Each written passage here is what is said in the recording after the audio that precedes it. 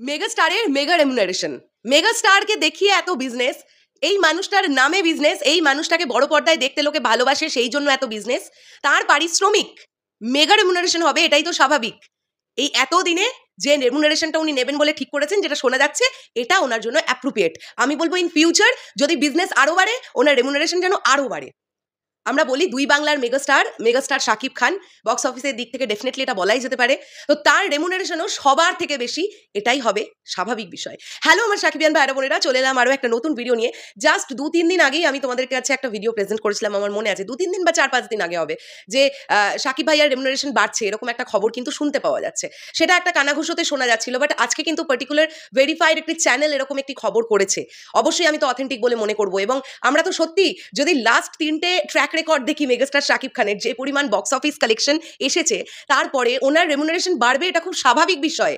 শোনা যাচ্ছে মেগাস্টার শাকিব খান এখন থেকে প্রত্যেক ছবি পিছু তিনি 2.5 কোটি টাকা করে রেমুনারেশন চার্জ করবেন।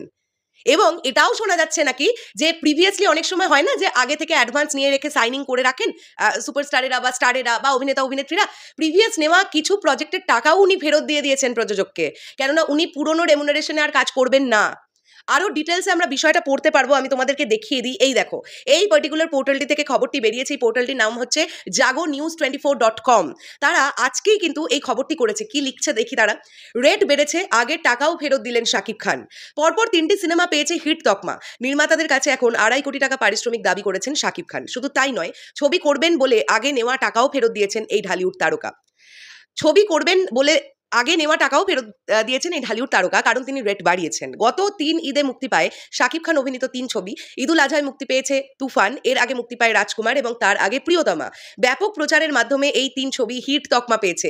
আমার মনে হয় যে হিট তকমা ইন দ্য সেন্স ওনারা জাস্ট লেখার জন্য বলেছেন, অ্যাকচুয়ালি ছবি 3টেই ব্লকবাস্টার তকমা পেয়েছে। আচ্ছা, বক্স অফিসের ব্যবস্থা চালু না থাকায় ছবিগুলো কতটা ব্যবসা করেছে তা সঠিকভাবে জানা যায়নি। এখন নতুন কোনো ছবিতে যুক্ত হওয়ার ক্ষেত্রে প্রতি ছবিতে 2.5 কোটি টাকা পারিশ্রমিক দাবি করছেন মেগাস্টার শাকিব খান। নাম প্রকাশ না করার শর্তে ঢালিউডের এক নির্মাতা জাগো নিউজকে জানিয়েছেন তিনি শাকিব খানকে নিয়ে কাজ করতে চান।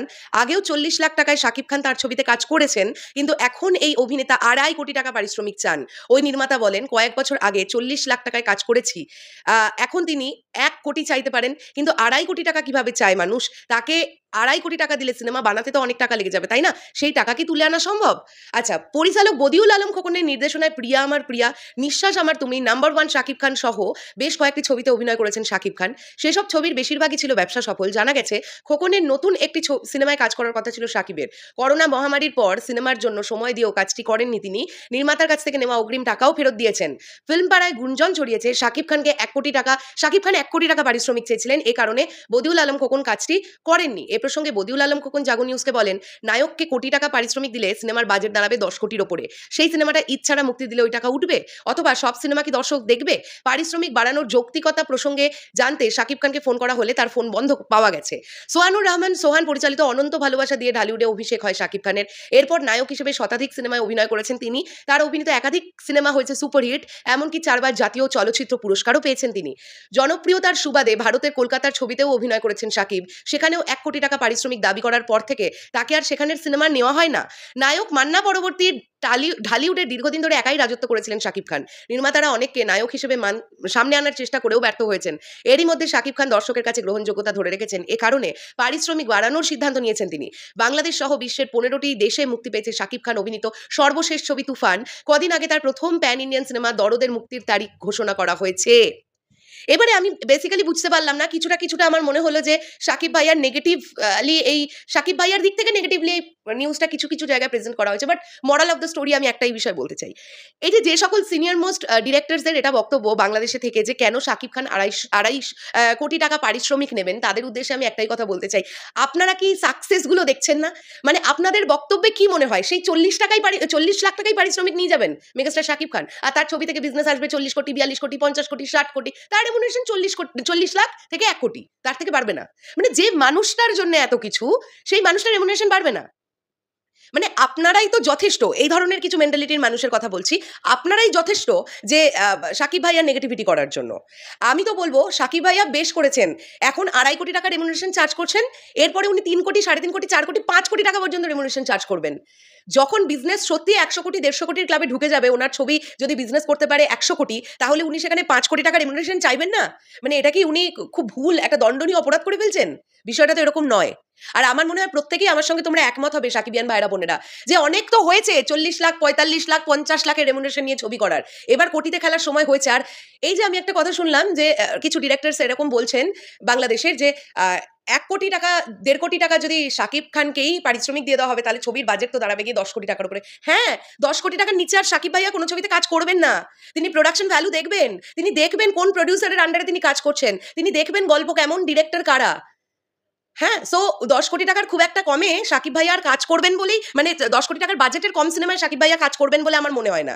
কেননা সেই সিনেমার মধ্যে প্রচুর গলতি থাকবে, কম বাজেটের সিনেমার মধ্যে যেগুলো চোখে ধরা পড়ে। তো সাকিব ভাইয়া এখন আর সেই জায়গাটাতে নেই, উনি এখন অনেক উপরে চলে গেছেন। ওনার এখন টার্গেট আর শুধুমাত্রই বাংলাদেশের অডিয়েন্স নয়, কিন্তু ওনার টার্গেট এখন গোটা বিশ্ব। আর গোটা বিশ্বের কাছে ছবি প্রেজেন্ট করতে গেলে ছবিকে ছবির মতন হতে হবে, আর ছবি ছবির মতন হতে গেলে বাজেট ম্যাটার ভাই। যাই হোক, আমি শেষ করলাম ভিডিওটা। আমি প্রচন্ড হ্যাপি, আমি এর আগেও বলেছিলাম, দেখো মনে করে দেখো বন্ধুরা, যে সময়টাতে প্রিয়তমা মোস্ট প্রবাবলি তখনও রিলিজ করেনি, আমি আগের বছরের ঘটনা বলছি, ঠিক এইরকম একটা কথা তখনও উঠেছিল, বদিউল আলম খোকনের প্রজেক্ট উনি না করে দিয়েছেন সাকিব ভাইয়া, তিনি রেমুনারেশন নিয়ে তার সঙ্গে ঝামেলাঝাটি হয়েছে। পরে কিন্তু জানতে পারা গেছে যে গল্পটাই ওনার পছন্দ হয়নি, বা বদিউল আলম খোকন যে গল্পের ওপর কাজ করতে চাইছেন এই সময় এসে দাঁড়িয়ে, সেটা খুব ব্যাকডেটেড গল্প হয়ে যাবে সাকিব ভাইয়া তিনি মনে করেছেন। তো একজন এক দেশের মেগাস্টার, তিনি তো নিজেকে আপগ্রেড করতে চাইবেন নাকি নিচের দিকে নিয়ে যাবেন? আপনাদের ধারণা মতে কি বলে? আমি সেই সব ব্যক্তিদের কথা বলছি যাদের মনে হচ্ছে যে শাকিব খানের পারিশ্রমিক 2.5 কোটি টাকা শুনে যাদের মোটামুটি নাওয়া খাওয়া বন্ধ হয়ে যাওয়ার জোগাড় হয়ে গেছে, আমি তাদের উদ্দেশ্যে বলছি, আপনারা রেডি থাকুন। এই মানুষটাকে দিয়ে বাংলা সিনেমার যা বক্স অফিস কালেকশন আসে না, আর কোনো নায়ককে দিয়ে সেটা আসে না, তাই তার রেমুনারেশন তার মতনই হবে। এরপরে যদি কোনো ছবির বাজেট হয় 20 কোটি টাকা, হ্যাঁ, সেখানে দিতে হবে মেগাস্টার শাকিব খানকে 5 কোটি টাকা রেমুনারেশন দিতে হবে। 1/4 বাজেটের 1/4 রেমুনারেশন তিনি চার্জ করতেও পারেন, এতে কোনো প্রবলেম নেই। যাই হোক, শেষ করলাম ভিডিওটা। হ্যাঁ, এখন এখানেও দেখো বন্ধুরা, এখানেও একটা বক্তব্য আছে, আমি চলে যাওয়ার আগে এটাও বলি। অনেক সময় আমরা কি দেখি যে কিছু কিছু ছেলে মেয়ে তারা খুব স্ট্রাগল করছে, তারা খুব ভালো হয়তো ডিরেক্টর, ভালো ডিরেকশন দিতে পারবে, ভালো গল্প তাদের কাছে আছে, কিন্তু প্রডিউসার নেই তাদের হাতে। হয়তো খুব হাতে পায়ে ধরে অল্প প্রডিউসার, অল্প টাকা লগ্নি করতে পারবে এরকম প্রডিউসার তারা জোগাড় করতে পারলো, কিন্তু তাদের কাছে যে গল্পটা আছে সেটা হয়তো মেগাস্টার শাকিব খানকে ছাড়া হবে না। বা একজন নতুন ডিরেক্টর সে স্বপ্ন দেখছে শাকিব ভাইয়াকে নিয়ে কাজ করবে। আমার মনে হয় শাকিব ভাইয়া এমন একজন মানুষ, তিনি যদি মনে করেন যে সত্যি এটা ভালো গল্প, তাকে ছাড়া গল্পটা হবে না, অ্যান্ড প্রডিউসার সত্যি আর টাকা লাগাতে চাইছেন না বা টাকা লাগাতে পারছেন না, সেই সময় আমার মনে হয় উনি রেমুনারেশন স্যাক্রিফাইস করবেন। উনি এ ধরনের মানুষ নন যে যার পক্ষে দেওয়ার ক্ষমতাও নেই তাকেও বলবে, অথচ ভালো গল্প, তাকেও বলবে যে আমি 2.5 কোটি টাকা ছাড়া ছবি করবো না। কিন্তু যার ভাই দেওয়ার ক্ষমতা আছে, এবার তো দিবি, ফেলো করি মাখো তেল পাতি কথা। লোকটাকে দিয়ে বিজনেস করবে, লোকটাকে ঠিকঠাক রেমুনারেশন, ঠিক অঙ্কের রেমুনারেশন দেবে না, তাই বললে কি করে হয়? যাই হোক, শেষ করলাম ভিডিওটা। দেখা হচ্ছে আবার খুব শীঘ্রই। পুরো বিষয়টাকে নিয়ে তোমাদের কি বক্তব্য অবশ্যই কমেন্ট করে জানিও। দেখা হচ্ছে, টাটা।